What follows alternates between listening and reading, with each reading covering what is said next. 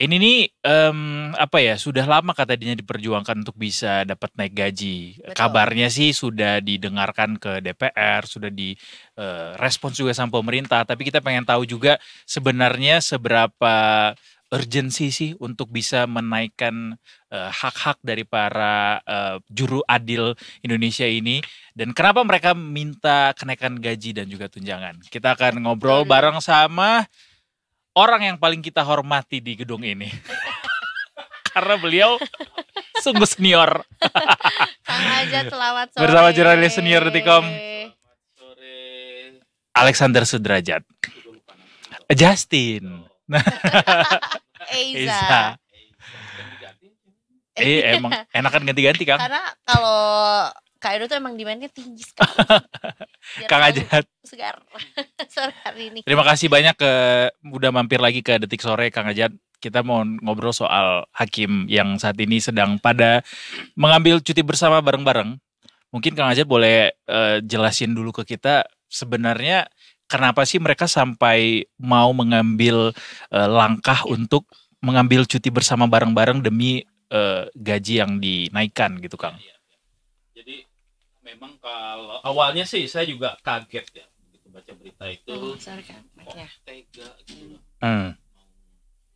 Sebelum istilah cuti itu sebetulnya mereka mau Mogok, iya. Oh. tapi begitu mendengarkan langsung dari sejumlah dari para hakim udah ketemu ini, oh ternyata memang parah juga ya gitu ya. Separah apa, Kang? Seolah-olah kita kan ada lembaga legislatif, Mm-mm. eksekutif, yudikatif. Hakim ini pilar ketiga di dalam demokrasi. Mm-mm.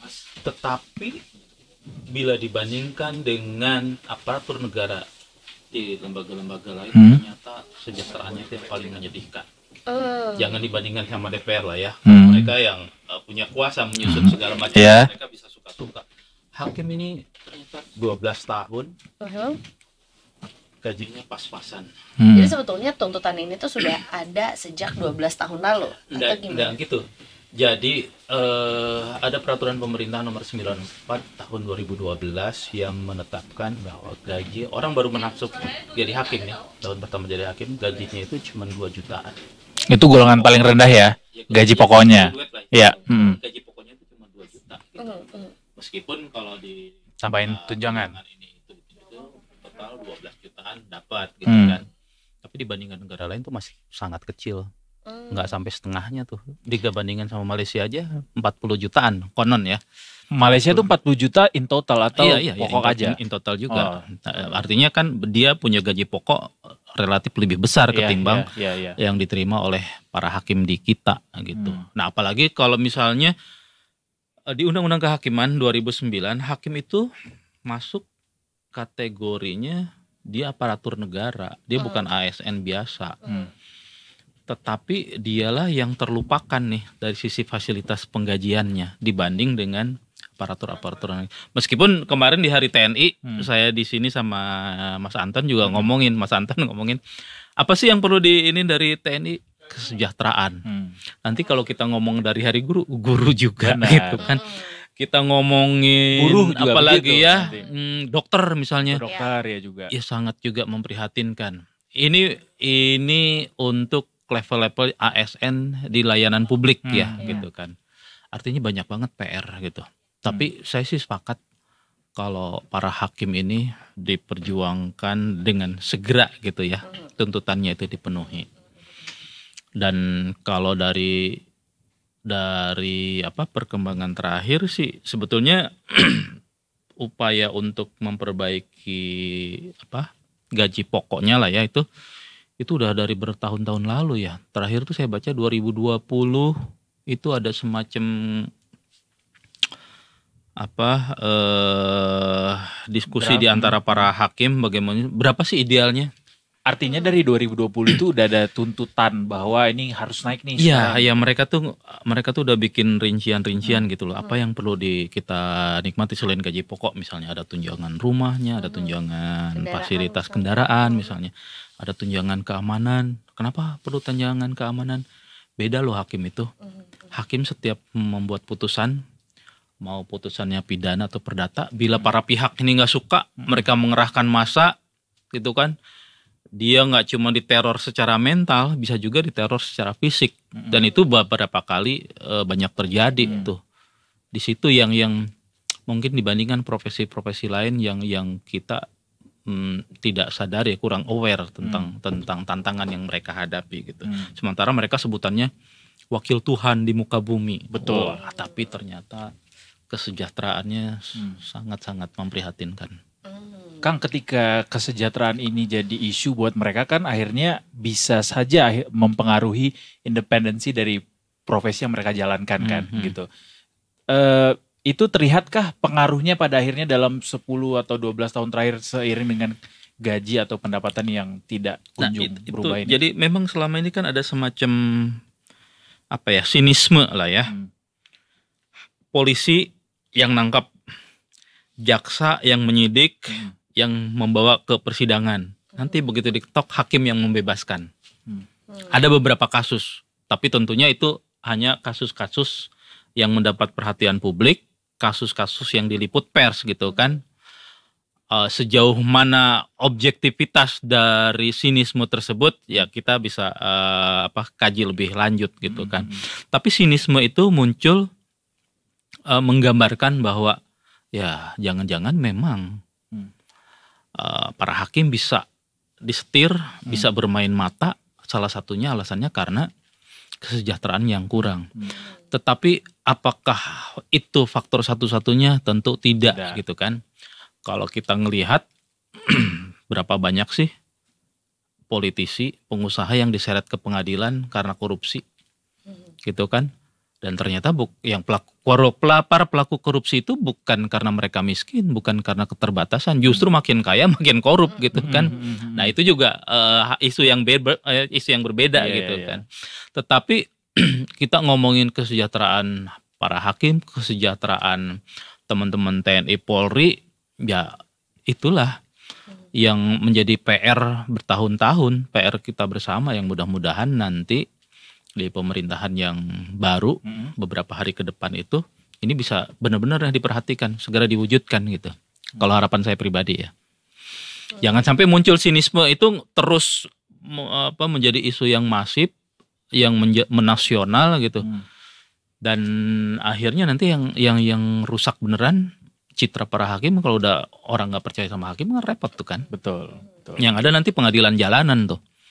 Wah berabe udah makin repot. Jadinya bukan hakim ya, main hakim sendiri ya. Hakim sendiri, itu hakim jalanan gitu kan. Iya.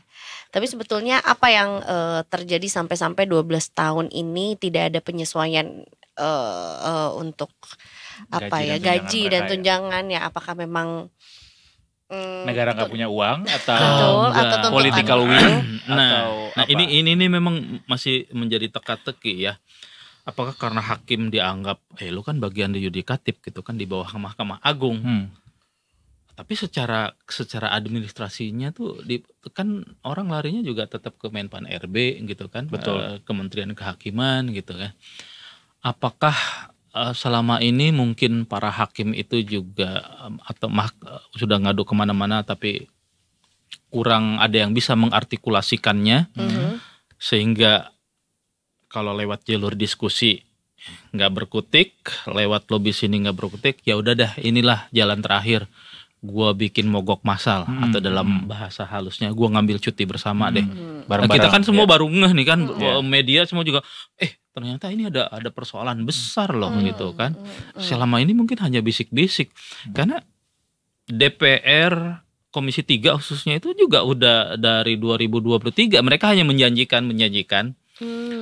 Tapi kok nggak kunjung terrealisasi. Jadi sebetulnya sebelumnya sudah pernah ada yang menjanjikan juga akan ada kenaikan tunjangan atau sudah gaji ada pembahasan bahwa perlunya.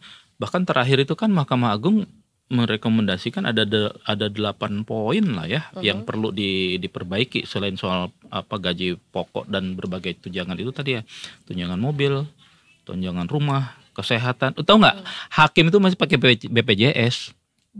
Nggak salah lah Kang. BPJS dan baru tahun ini 2024 mereka pakai asuransi yang selevel BUMN. Oh gitu. Itu pun hanya untuk para hakimnya. Iya. Istri dan anak-anaknya, keluarga tetap tidak. BPJS. BPJS.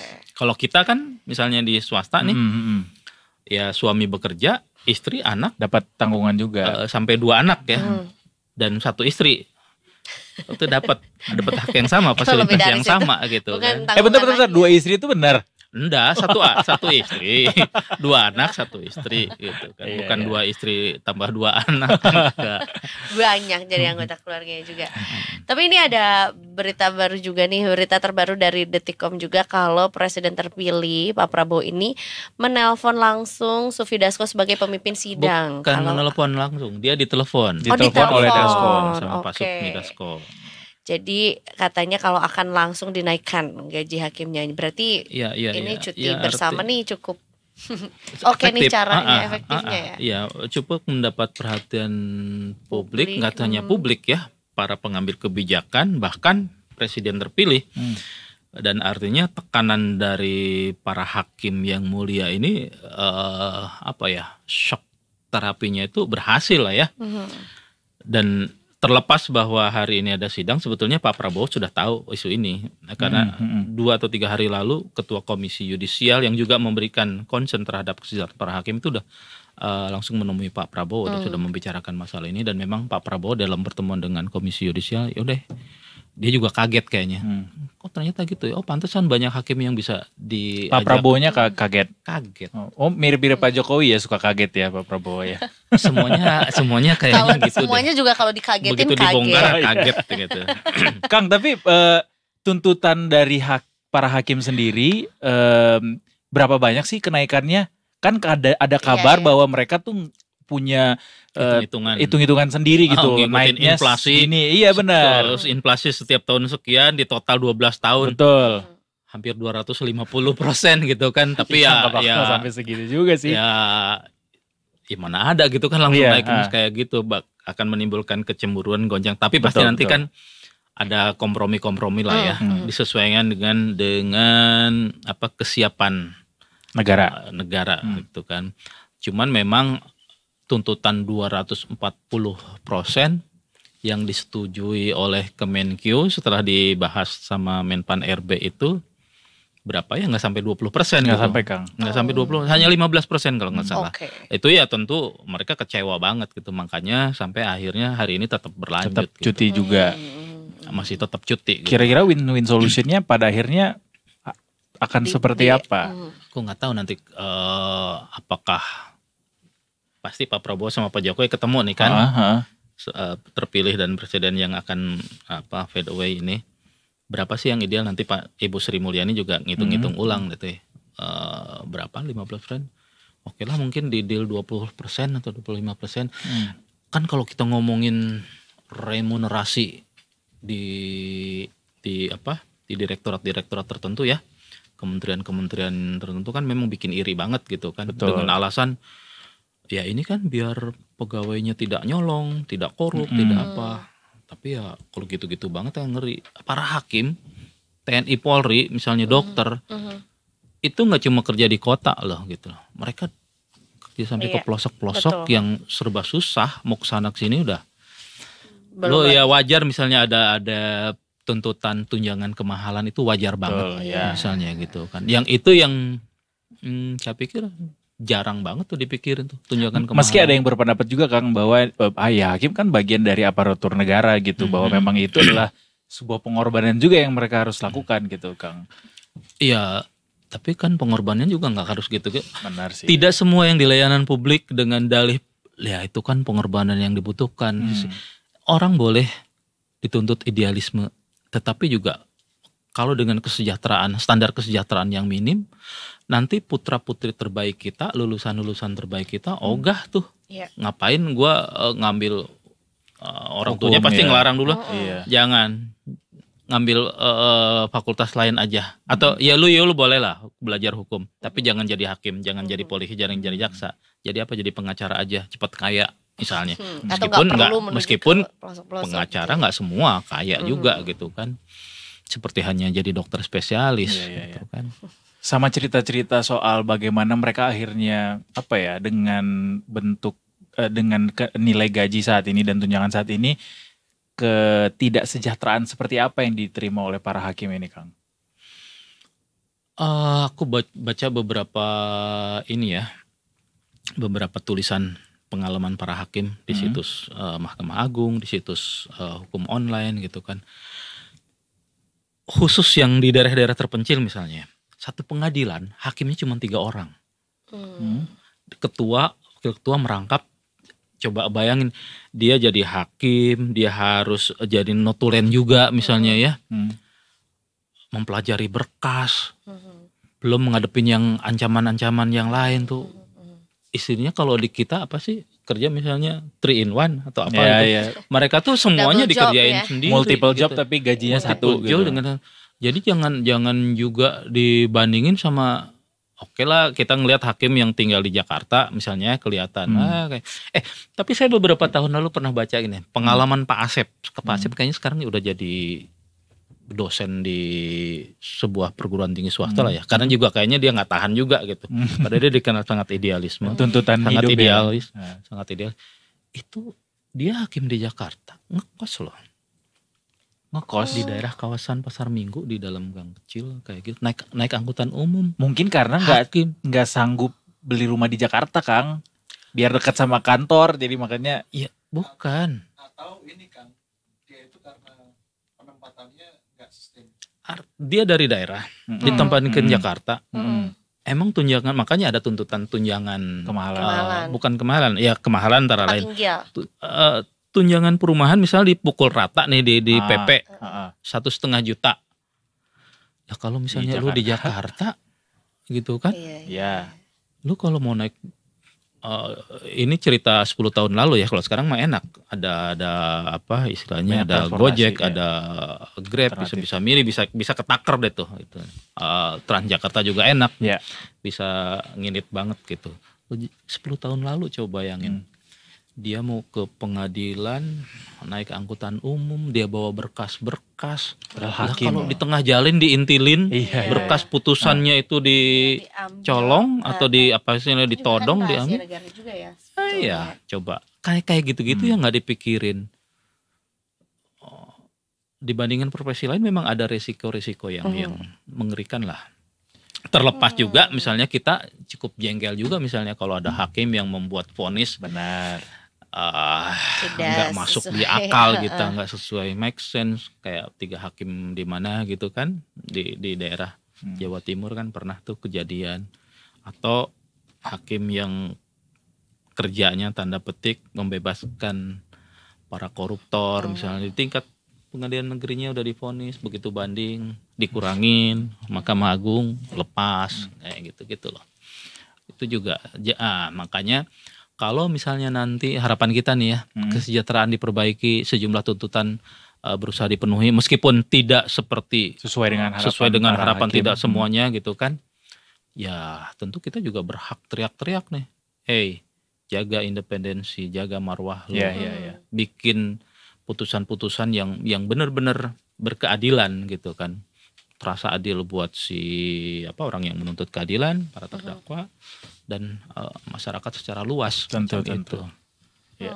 Jadi harapannya keputusan yang diberikan sama negara nanti akhirnya bisa berdampak juga ke masyarakat secara luas ya. Betul.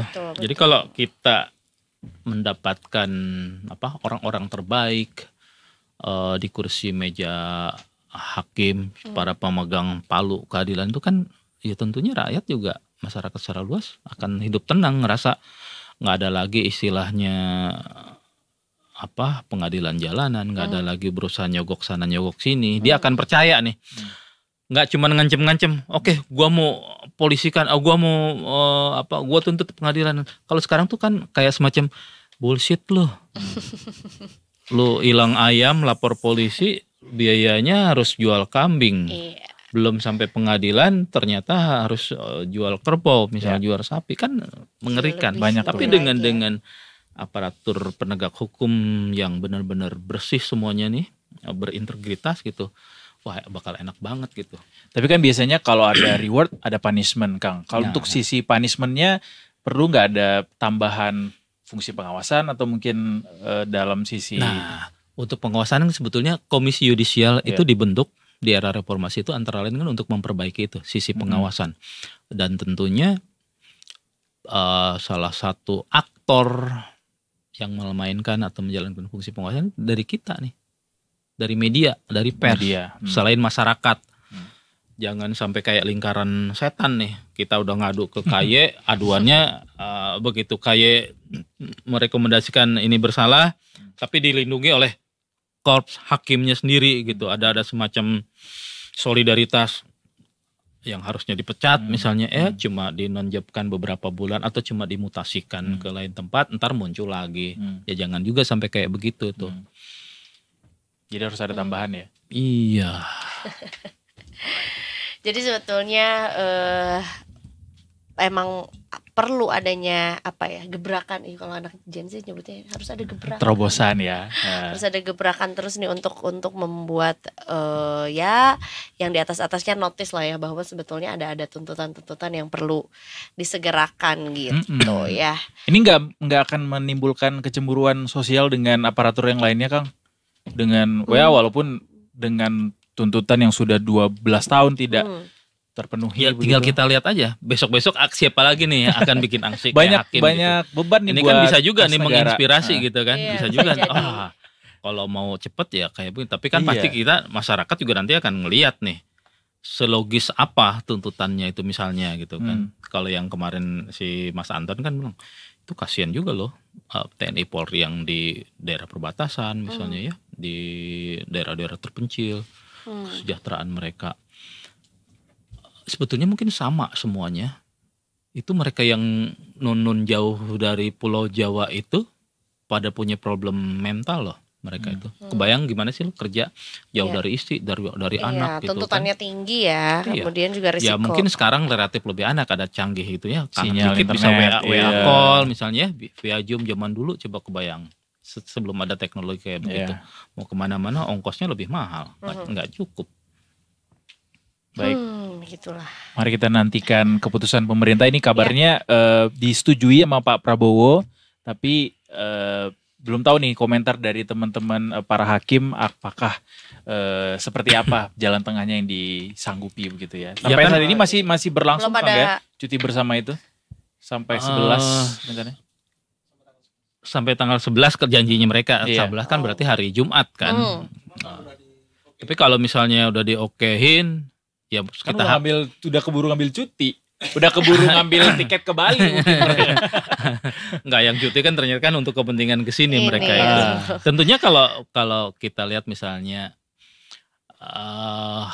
kan Pak Jokowi ini dia sebetulnya diharapkan tidak mengambil atau membuat keputusan strategis gitu ya. Ada banyak pihak yang meminta seperti itu gitu kan. Bahkan ada yang nulis di Detik.com, enggak ada yang di media lain supaya itu dicantumkan di dalam undang-undang yang baru nih, untuk undang-undang kementerian.